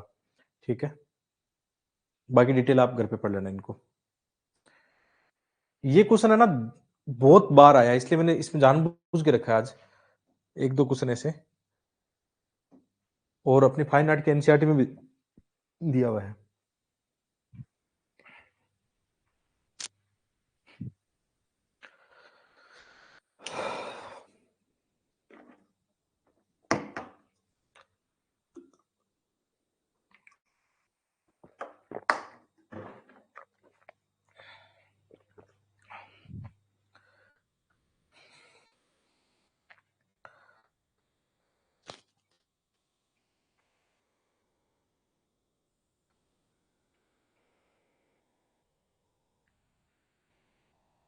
देखो बच्चे इसको 50% बच्चे गलत कर रहे हैं इसको, इसका मतलब पीवाईक्यू याद देखते नहीं हो आप लोग बिल्कुल भी।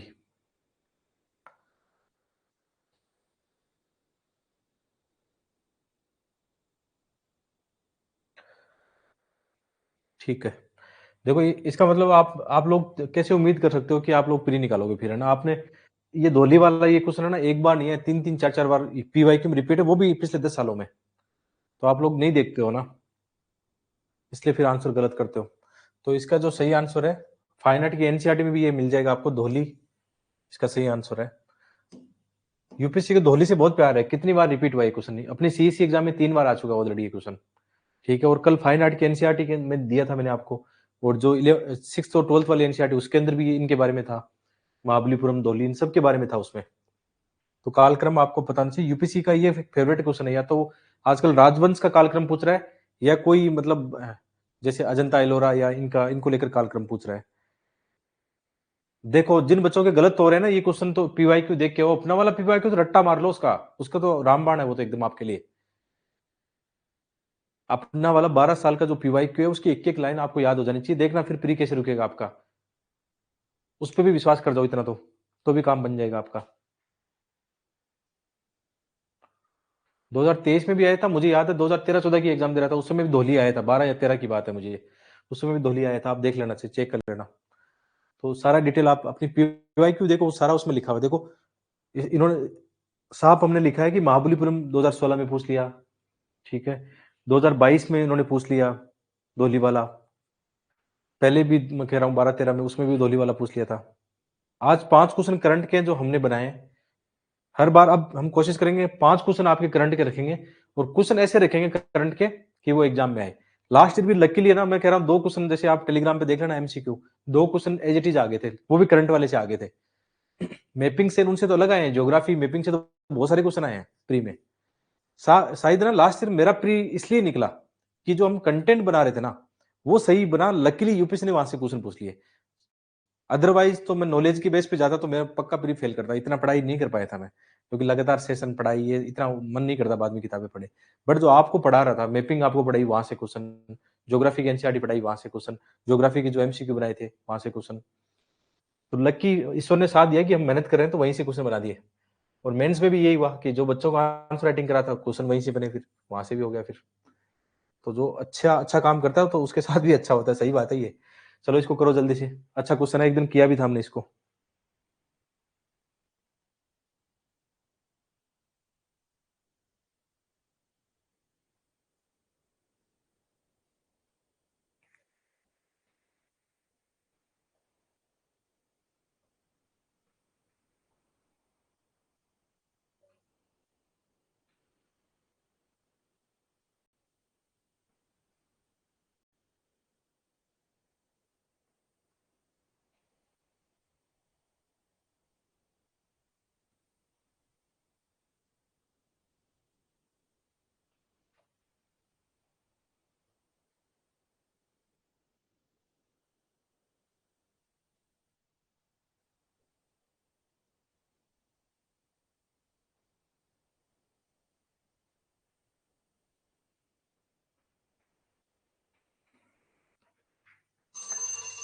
देखो ये ऐसे क्वेश्चन गलत मत करो। अभी हमने एक दिन देखा भी था, 2024 या 25 के एग्जाम में क्वेश्चन आया था, लेकिन हमने थोड़ा उसका रूप चेंज कर दिया इसमें करंट अफेयर में।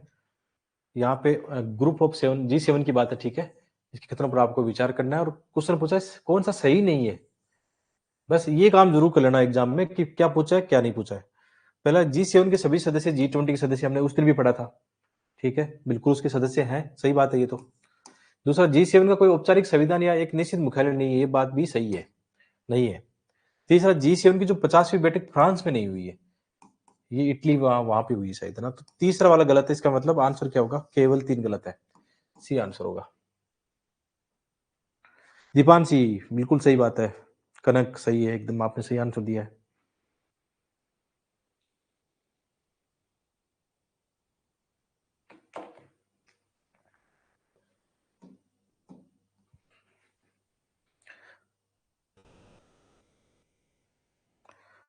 ठीक है, तो इसका सी है, पहले में G20 के सारे सदस्य हैं, कौन कौन से हैं G20 का, ठीक है। और अभी कहाँ पे हुई थी ये बैठक, 50वीं बैठक इसकी इटली में हुई थी, ठीक है। तो ये तीसरा वाला फैक्ट गलत था। चलो नेक्स्ट क्वेश्चन। ये भी साल काफी चर्चा में रहा है, वक्फ बोर्ड वाला है ना, काफी चर्चा में रहा है। आराम से करो, लॉजिक वाली चीजें मिलेगी आपको कुछ ना कुछ इसमें।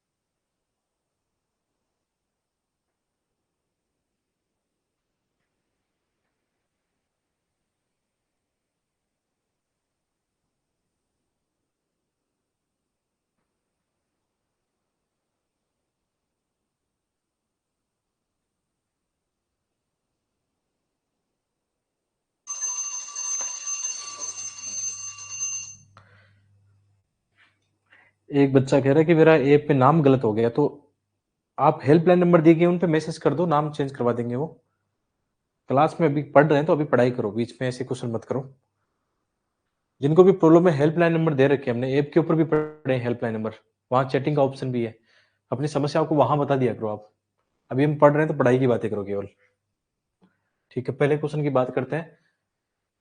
वक्त संशोधन विधेयक 2024 के बारे में कौन से सही है कथन, कितने कितने कथन सही है, कितने कथन सही है, एक सही है, दो सही है, तीन सही है। इसका उद्देश्य भारत में वक्त संपत्तियों को प्रबंधन करना है, ठीक है। दूसरा है वक्फ बोर्ड के मामलों में गैर मुस्लिमों को भी उसमें शामिल किया जाएगा, विशेषकर जो बोर्ड बनते हैं केंद्रीय वक्फ, इसमें ये बात भी सही बात है। तीसरा वाला ये विधेयक 1995 के वक्फ बोर्ड में बदलाव करने के लिए लाया गया है, ये भी सही है। तो तीनों सही है इसके, सी आंसर इसका सही होगा। ये क्वेश्चन आएगा इस साल, इतना ज्यादा चर्चा में रहा है अमेंडमेंट वक्फ वाला, कैसे भी जोड़ के इसको लेकर क्वेश्चन आ जाएगा। तीनों सही है इसकी, कोई दिक्कत नहीं इसमें, आप चेक कर लेना चाहिए।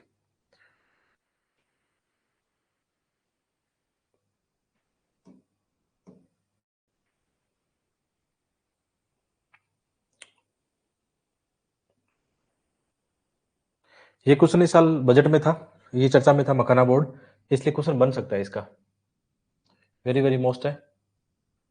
इसके ज्यादा हाईली चांस है, अब तक जो क्वेश्चन किए उसमें सबसे ज्यादा चांसेस इसके लग रहे हैं मुझे।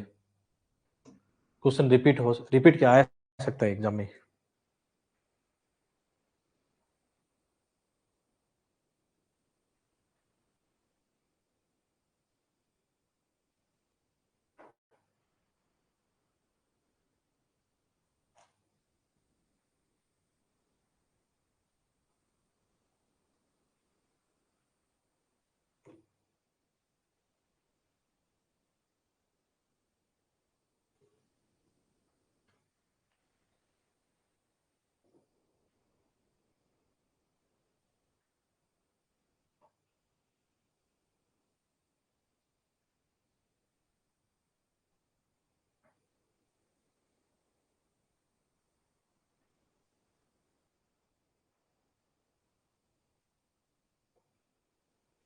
ठीक है, ये इजी क्वेश्चन है, बट फिर भी बच्चे 50% बच्चे गलत कर रहे हैं इसको। तो मखाना सही बात है, जल में होता है, ये तो कई बार वीडियो देखे होंगे आपने यूट्यूब पे, आप वहां से आते भी हो उस रीजन से, वहां नदियों में कैसे उगाते हैं, तालाबों में मखाना उगाते हैं ना। तो मखाना एक जल ही है, सही बात है, जल में होता है, ये उष्ण कटिबंधीय और उपोष्ण कटिबंधीय क्षेत्र में होता है। दूसरा, भारत में लगभग मखाना का उत्पादन बिहार में होता है, लगभग 85 से 90%। सही बात है, ये फैक्ट है उसका। ठीक है, केंद्रीय बजट में मखाना बोर्ड इस साल घोषणा भी की गई, मखाना बोर्ड बनाया जाएगा। अब बोर्ड बनता है तो बहुत फायदे होते हैं उससे, रिसर्च डेवलपमेंट, जो लोग काम करते हैं उनके लिए, बैंक मतलब वित्तीय सेवाओं का विस्तार, कई सारे फायदे होते हैं, तो इसको जरूर देख लेना। और मधुबनी में आप में से कौन आता है इस क्षेत्र से? बहुत सारे बच्चे होंगे यहाँ पे जो खुद भी इन फैमिली से आते हैं, जो मखाना मखाना उगाते हैं ना, कृषक फैमिली से होंगे आप में से बहुत सारे बच्चे।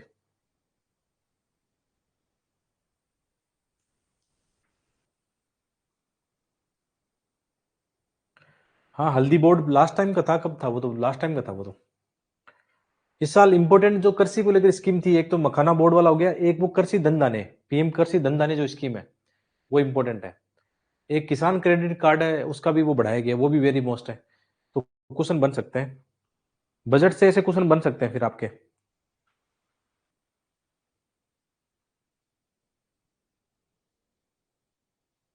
ठीक है जी।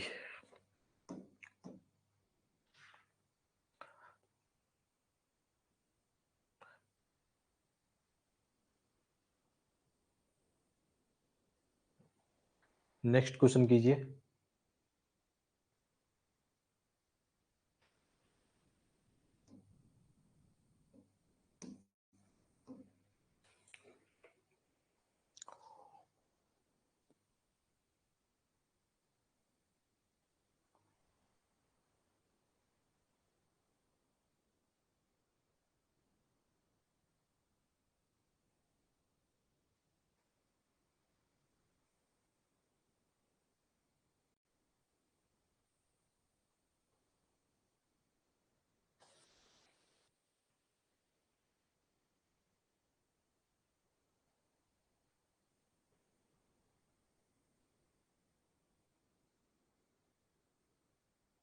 सारों का आंसर सी थोड़ी आएगा। बच्चे लगे पड़े हैं, 2 क्वेश्चन के ऊपर सी आंसर आ गए, तो इसका भी सी है।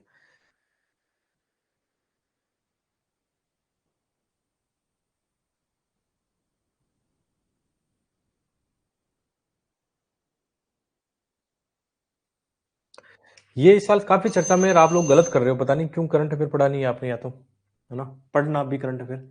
साइंस टेक वो पढ़ाएंगे विकास जी, साइंस टेक 1-2 दिन में पढ़ा देंगे, 1-2 दिन क्या 2-3 दिन में उनके नोट्स बन जाए, फिर साइंस टेक पढ़ा देंगे। बाकी तो करंट अफेयर उन्होंने कर दिया अपलोड, है ना, सारे वीडियो, 16 वीडियो कर दिए करंट अफेयर के, जाके देख लो। नहीं देखा है, कईयों को पता नहीं है कि आपके इस कोर्स में करंट अफेयर फ्री रखा है हमने, देख लो।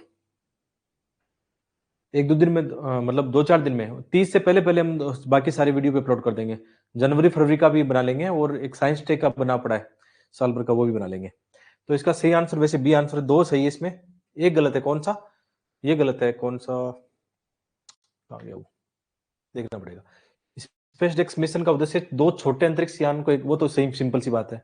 इसमें पृथ्वी की मध्यम कक्षा, कक्षा नहीं है, जो लोअर कक्षा है, उसमें इसको स्थापित किया जाएगा। ठीक है, जो अभी तक जो सूचना है उसके हिसाब से हम क्वेश्चन को कर रहे हैं, हो सकता है उसको मध्यम में भी कर दे, बट हमने अभी तक जो इन्फॉर्मेशन देखी है उसमें लोअर वाला ही मामला है। ठीक है, तो ये सेकंड वाला गलत होगा, 1 और 3 सही है इसमें, तो बी आंसर होगा। 1 सही है, 3 सही है, यानी बी सही है। सेकंड वाला गलत है, आप देखना स्पेस इसरो की वेबसाइट पे भी जाके देख सकते हो, उसमें उन्होंने लो ऑर्बिट की बात की है।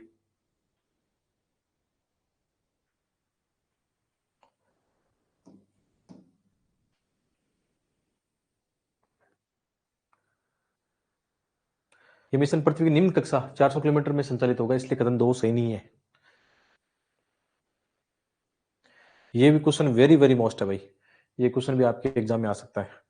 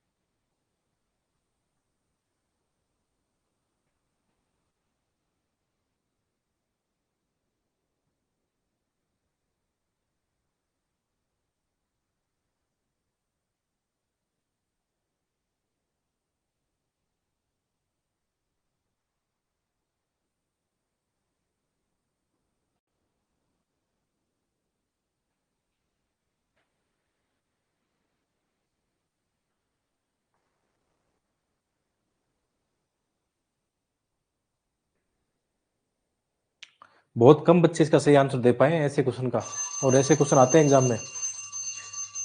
क्या बात है, कहाँ चले गए हो आप लोग? इसके सारे स्टेटमेंट गलत है इसमें। क्वेश्चन में क्या पूछा है, कौन से कथन सही नहीं है? सारे सही नहीं है, इसका आंसर है डी, तीनों गलत है। पहला वाला, भारत का ये जो 58 अभयारण्य है, माधव नेशनल पार्क, ये महाराष्ट्र में नहीं है, कहाँ, एमपी में है, तो गलत हो गया। सेकंड वाला T/2 2022 तक ये किसकी योजना है? एनटीसी की नहीं है, ये किसके? WWF और एक और संस्थान है इसके साथ में कोई, तो ये भी गलत हो गया। राष्ट्रीय बाघ संरक्षण प्राधिकरण ये कह रहा है कि इस अधिनियम में आते हैं 1986, इसमें नहीं आते हैं। WPA 1972 उसके बाद ही तो ये बना था टाइगर रिजर्व से लेकर ये सब प्रोजेक्ट टाइगर बना था 1973 में, इसके बाद में। तो तीनों फैक्ट गलत हो गए ना। तो अभी हम अपने सेशन में 5 क्वेश्चन या ज्यादा क्वेश्चन हम करंट अफेयर के लाएंगे, ऐसे क्वेश्चन जो आपके रियल एग्जाम में रिपीट हो सके, आ सके, वहां से क्वेश्चन बने आपके। तो ठीक है, ये सारा आप इसको देख लेना। कैसे लगे करंट अफेयर के क्वेश्चन का लेवल? ठीक था ना आज जो 5 क्वेश्चन हमने बनाए हैं? कई बच्चे बोलते हैं हमने नहीं पढ़ा, हमने सही नहीं पढ़ा। भाई क्या पढ़ोगे फिर? सामने लिखा है ना क्वेश्चन, थोड़ी कह रहा आप यही तो फंस जाओगे। 4-5 क्वेश्चन तो ऐसे गलत कर लोगे आप।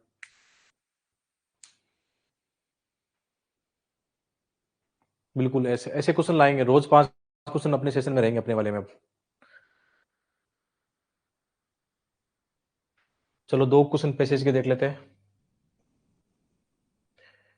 आराम से पढ़ो इसको, 2 मिनट देता हूँ इसमें पढ़ने के लिए, फिर आराम से क्वेश्चन करेंगे। तो एक बार पैसेज के क्वेश्चन गलत मत करना। एटलीस्ट मतलब 27-28 क्वेश्चन में से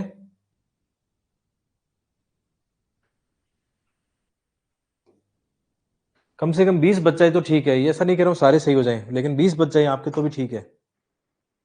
चलो इसको पढ़ो 2 मिनट, मैं भी पढ़ता हूँ पैसेज आपके साथ साथ।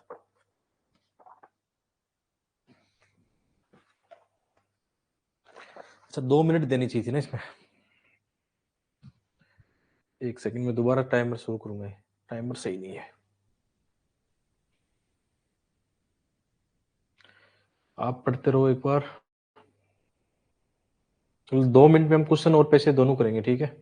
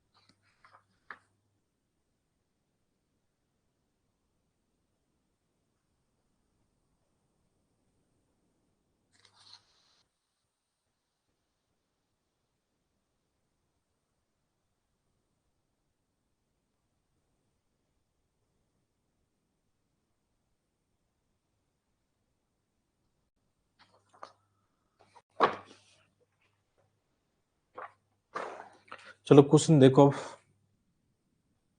15-20 सेकंड में क्वेश्चन देख लो आप।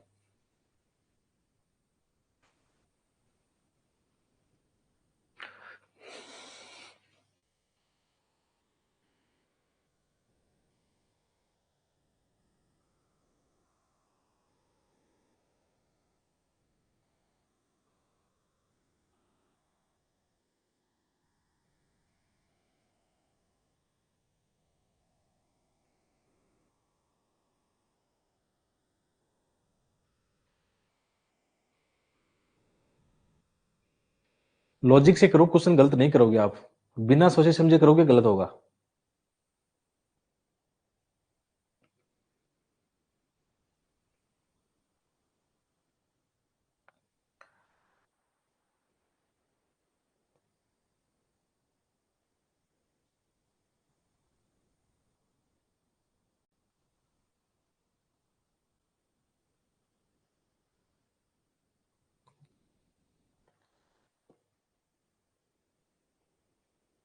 ठीक है, टाइम हो गया, अब जल्दी से कर लो, फिर भी मौका दे रहा हूँ आपको, इतना टाइम लगाते नहीं है इसमें, क्वेश्चन तो 15-20 सेकंड में हो जाना चाहिए।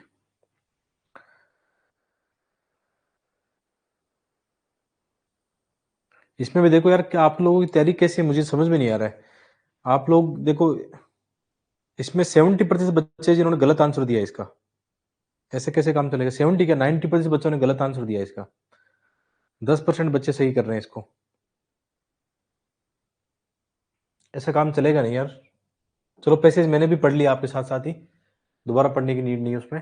तो इसको देखते हैं पूर्व धारणा क्या है।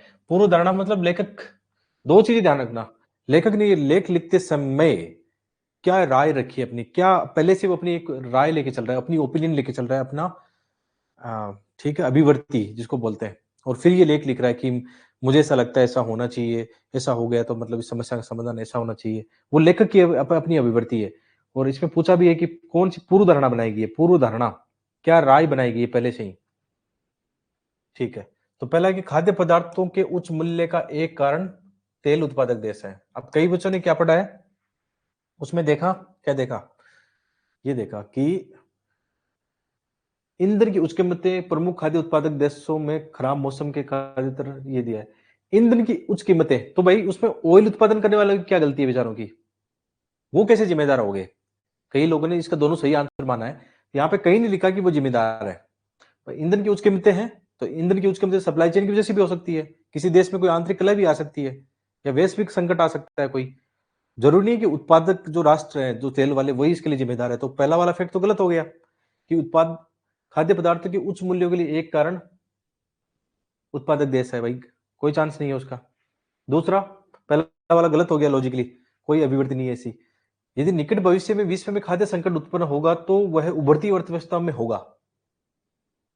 अब कई बच्चों ने इसको सही माना है, बी को। यहां पे क्या लिखा हो, जबकि सर्वाधिक आबादी वाली, यदि वहां लिखा होगा होता कि सर्वाधिक आबादी आबादी वाली उभरती अर्थव्यवस्थाओं में ये होगा तो मामला बनता। वहां क्या लिखा हो, केवल उभरती अर्थव्यवस्था लिखा हुआ है।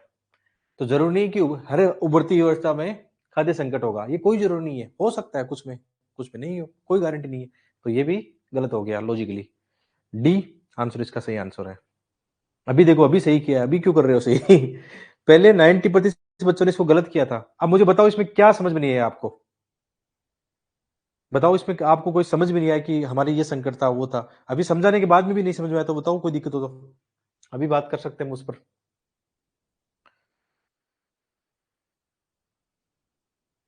है ना। प्रीलिम्स एग्जाम आपके एप्टीट्यूड का टेस्ट है, एटीट्यूड का भी है। एप्टीट्यूड मतलब बौद्धिक क्षमताएं आपकी, कितना आप तार्किक रूप से सोचते हो, बहुत जरूरी है।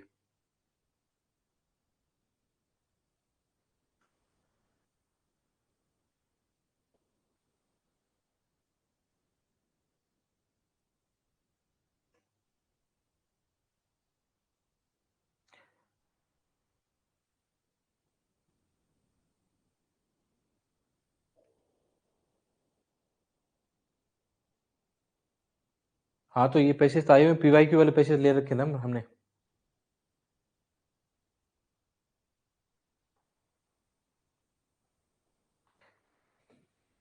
चलो सेकंड, कई बच्चे कह रहे पहले वाले में दिया हुआ है तेल जिम्मेदार क्यों नहीं है, जिम्मेदार कैसे हो सकते हैं वो, एक बार सोचो आप थिंकिंग से। चलो इस पैसेज को भी आप आराम से,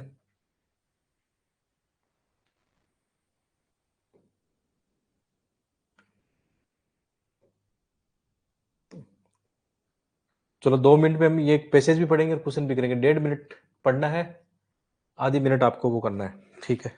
पढ़ो आप, मैं भी पढ़ता हूँ आपके साथ।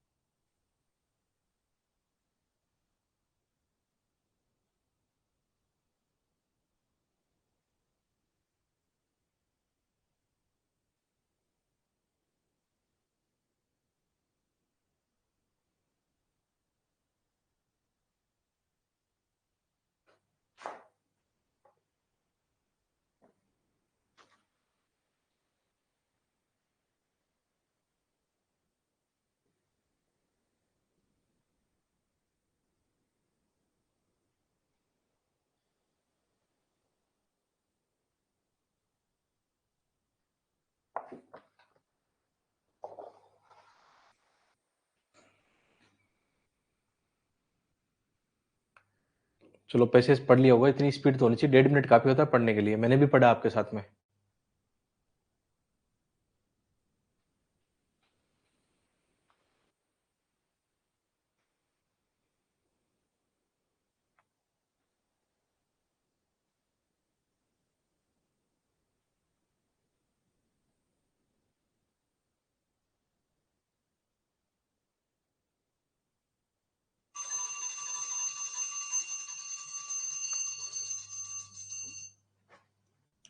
चलो और टाइम दे रहा हूँ मैं, जल्दी कर लीजिए।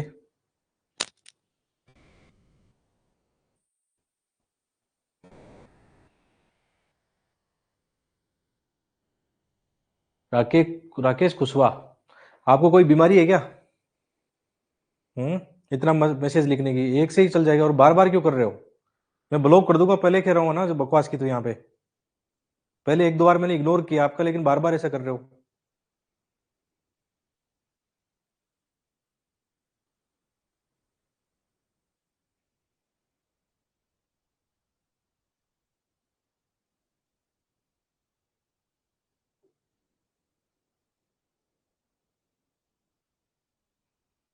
कोई बात नहीं, सॉरी की कोई बात नहीं राकेश, लेकिन थोड़ी समझदारी दिखाओ ना। यहाँ पे जब मैसेज बड़े टाइप होते हैं ना, तो फिर और बच्चों के मैसेज नहीं दिखते हैं। ठीक है, इस क्वेश्चन को करते हैं, वही लॉजिक लगाना इसमें भी सेम।